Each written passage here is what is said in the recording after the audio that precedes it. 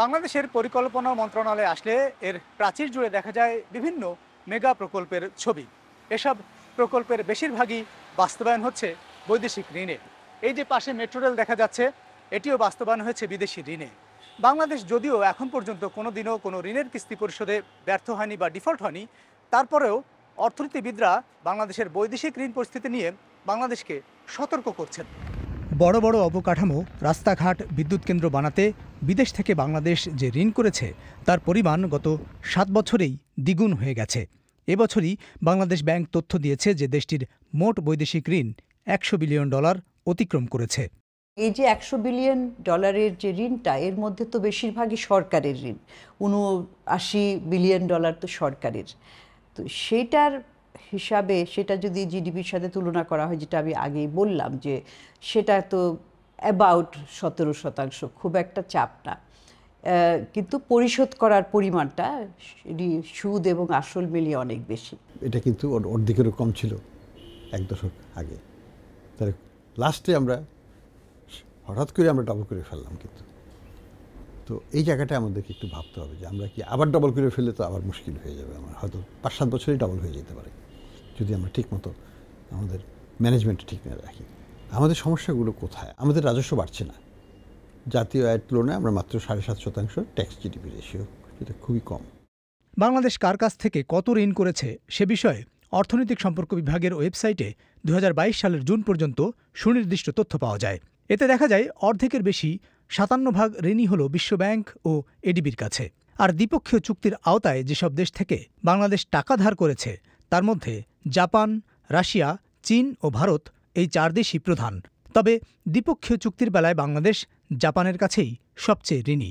আমরা এই রূপপুর পারমাণবিক প্রকল্প, বিদ্যুৎ প্রকল্প বলি, আমাদের মেট্রো রেল বলি, আমাদের এক্সপ্রেসওয়ে বলি, আমাদের আরও রাস্তাঘাট, সবই তো আমাদের বাইরে থেকে আনতে হচ্ছে। সেটা রাশিয়া বলি, চীন বলি, জাপান বলি, তাদের কাছ থেকে আনতে হচ্ছে।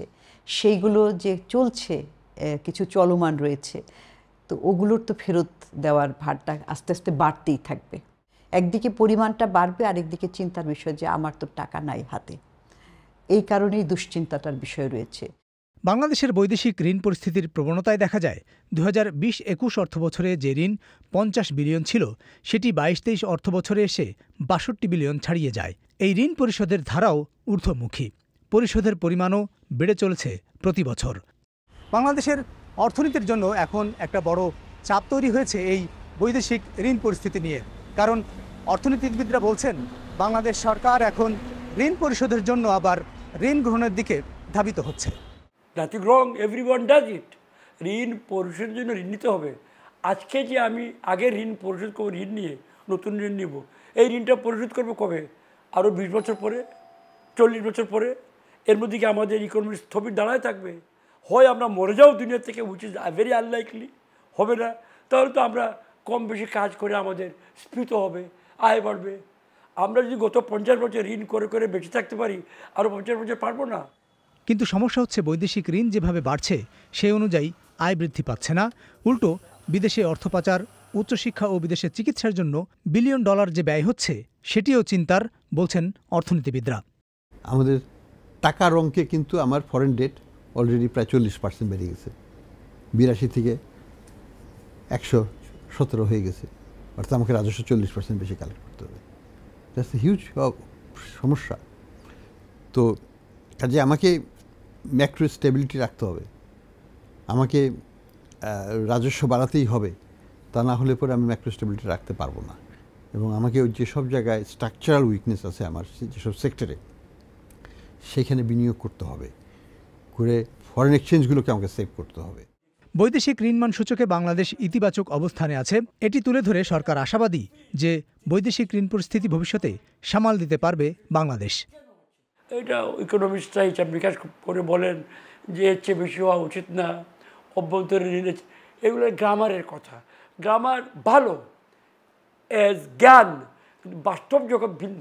জিডিপির আকার বাড়ছে না, বার্ষিক কালেকশন বাড়ছে না, আশানুরূপ না হলেও আপনার আমার বিচারে বাড়ছে। তো আনুপাতিক হারে তো ভয়ঙ্কর নয়, রিজার্ভ কমবে বাড়বে। আমার ধারণা সরকার প্রচুর সাবধান আছে। এবং ইদানিংকালে এইসব কথাবার্তা বলার লাভ একটা হয়েছে, সরকার আরও বেশি সাবধান হবে। বিদেশি ঋণে তৈরি বড় বড় অবকাঠামো এবং মেগা প্রকল্প বাংলাদেশে দৃশ্যমান হয়েছে।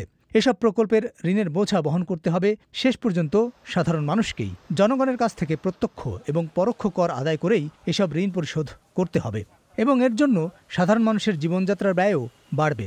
যেমন আগামী অর্থবছর থেকে মেট্রো রেলের টিকিটে 15% ভ্যাট আরোপের সিদ্ধান্তের কথা জানা যাচ্ছে। এই সিদ্ধান্ত বাজেটে পাশ হলে যাত্রীরা এখন যে গন্তব্যে যেতে 100 টাকা ভাড়া দেন সেটি 115 টাকা হবে। সব বোঝা কিন্তু মানুষের ঘাড়েই। এই যে ঋণের বোঝাটা আমরা বলছি যে ঋণ কত অলরেডি বেড়েছে, যেমন ধরেন এখন মাথাপিছু ঋণ কত, 1.5 লাখ টাকার মতো। এটা কিছুদিন আগ পর্যন্ত এটা 1 লাখ মাথাপিছু ছিল। আমাদের প্রত্যেকের মানে মাথায় ওই ঋণ নিয়ে ঘুরছে। সেটা যে আমাদেরকে দিতে হবে সেটা বলছি না, কিন্তু এটা তো একটা বোঝা। এখন কোনো সময় সরকার হয়তো ভাবতে পারে যে আমি কর বাড়িয়ে দিলাম। বৈদেশিক ঋণ পরিশোধে সরকারের আয় বাড়ানোর বিকল্প নেই। এখানে সমালোচনা আছে বাংলাদেশের কর ব্যবস্থায় পরোক্ষ কর বেশি, যা শেষ পর্যন্ত সাধারণ মানুষের ঘাড়ে গিয়ে পড়ে। অথচ অর্থনীতিবিদরা বলছেন কর ফাঁকি, দুর্নীতি এবং অর্থ পাচার রোধ করতে পারলে বাংলাদেশের ঋণ পরিস্থিতি সামাল দেয়া এবং অর্থনৈতিক সমস্যা সমাধান আরও সহজ হতো। আবুল কালাম আজাদ, বিবিসি বাংলা।